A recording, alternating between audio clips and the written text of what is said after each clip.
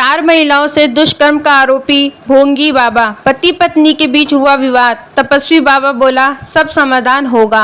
3 दिन तक कमरे में हाथ पैर दबाए, चौथे दिन कपड़े उतरवाए।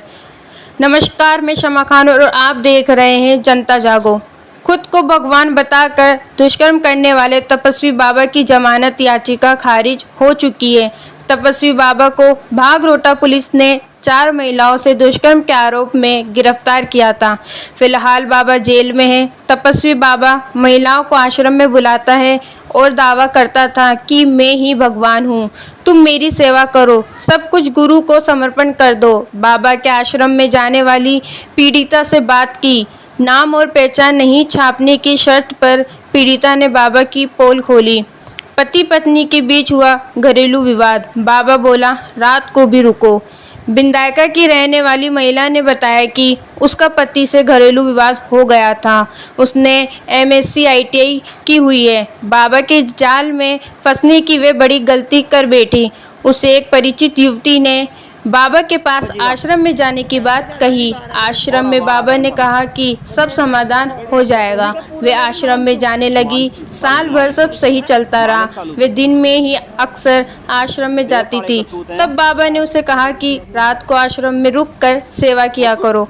वे रात को भी आश्रम में रुकने लग गई। उसने रात को देखा कि सब कुछ महिलाएं अलग से बाबा के पास ऊपर बने कमरे में जाती है। सेवा करने पर ही प्रसाद मिलेगा। बाबा की सेविका ने पीड़िता को कहा कि आज तुम्हें बाबा की सेवा करने चलना है। वे रात को अन्य महिलाओं के साथ गई। वहाँ पर महिलाएं बाबा के हाथ पैर व सिर को दबा रही थी। उसने भी बाबा के पैर दबाए। बाबा ने बोला कि सेवा करने पर ही प्रसाद मिलता है।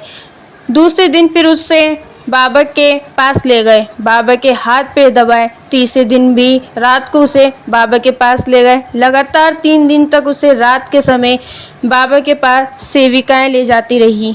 कपड़े खोलने से मना किया तो बोला परीक्षा ले रहा था। पीड़िता ने बताया कि बाबा के पास चौथे दिन उसे रात को ले जाया गया। वहाँ पर कोई नहीं था। तब बाबा के हाथ पैर दबाने लग गई। बाबा ने उसे कहा कि कपड़े खोलो। पीड़िता चुप हो गई और कुछ नहीं बोली। तब बाबा ने उसे दोबारा से कहा तो वह भागकर बाबा के कमरे से नीचे आने लगी। बाबा ने उसे बोला कि मैं तो तुम्हारी परीक्षा ले रहा था, तुम तो मेरी बेटी जैसी हो। भक्त की परीक्षा लेना बहुत ज़रूरी होता है। अगले दिन फिर बाबा ने कमरे में बुलाकर भांग की गोली खिला दी। ईश्वर का ध्यान करो और समर्पण का भाव रख, सब कुछ दे दो। नशा होने पर बाबा ने उसके साथ दुष्कर्म किया। 6 महीने बाद सेविकाओं ने आश्रम में बुलाया। पीड़िता बाबा के आश्रम में 6 महीने तक नहीं गई। बाबा की सेविकाओं ने उसे आश्रम में आने के लिए बोला। वह आश्रम में गई तो बाबा ने उससे बात की। रात को बाबा के कमरे में उसे लेकर गए।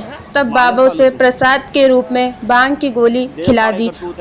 उसे कहा कि तुम्हारे सारे दुख दूर हो जाएंगे, मैं ही भगवान हूँ, सब मुझे समर्पण कर दो। उसके साथ अश्लील हरकतें करने लगा। फिर दुष्कर्म किया।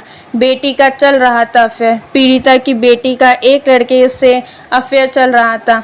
परिवार में कुछ घरेलू कलह चल रहा था। इसी दौरान बाबा की सेविकाओं ने आश्रम में आने को बोला। आश्रम में बाबा ने बोला कि बेटी को मेरे पास भेज दो, सब सही हो जाएगा।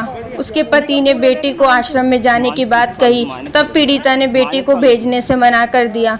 पति नहीं मानी तो उसने पूरी बात कही। इसके बाद एक एक कर कई महिलाओं के साथ दुष्कर्म किए जाने की बात सामने आई।